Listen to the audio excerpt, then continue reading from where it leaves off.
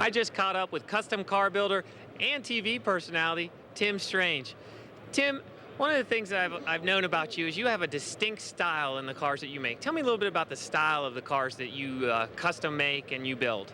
Yeah, I've always kind of, when I started building cars years and years ago, I kind of picked stuff that, for one, was a little bit different to get my name noticed, and it was a little more affordable and cheaper, so you could, I did a DeSoto and stuff like that. You can buy a $500 car, and instead of going buying a 32 Roadster, you're going to start with $10,000. So Exactly. That's kind of why, when I first started, why I did some different things. Well, speaking of when you first started, what was the first car that you can remember that you really put that Strange motion, Tim Strange touch on?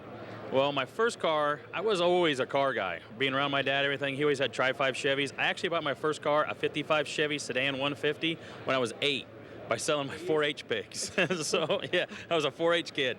And I sold them, and I bought this from my great-great-grandpa, but really didn't do much to that car. Then I bought a Le Mans, and my first car that I had that I rebuilt and painted myself the first time was a 64 Chevelle, and I drove it through high school. You mentioned family. I know family's important to you. What role does your family play in this business and your whole life with cars?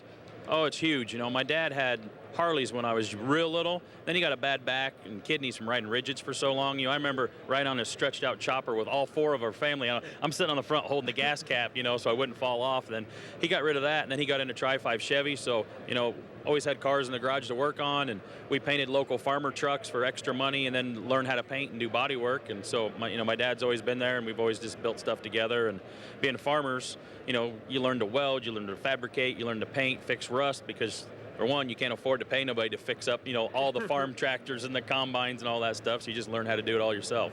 Well, along with your father, who were some of the inspirations or some of the guys you look to for inspiration in your career?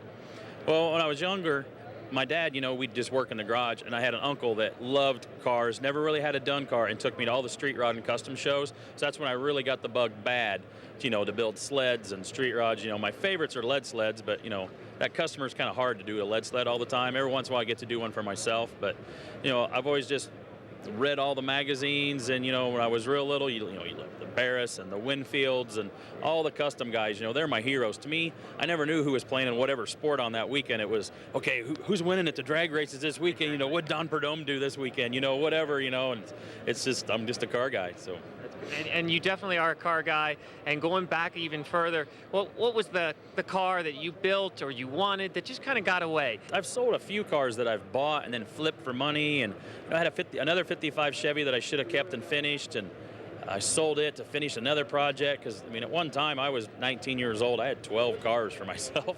Really? I had a bunch of Chevelles, but, one Chevelle running and 3 parts cars and one on hold to do this, and finally I cleaned house a little bit. And one car I probably will kick myself for here before long is I had this 55 Chrysler New Yorker Deluxe convertible sitting behind the shed for like 5 years. It sat there, and I had artwork done on it. I was that close to selling the build for somebody, and then it's like I got the TV opportunity to go down to Nashville, and so I sold the thing off to a dude, and they made 43 of those cars, and it was invited if I ever got to build that car, it was going to get to go to the mansion show, and so I was like, that's one right now that's fresh in my mind. But usually my cars I finish them and get them done. So.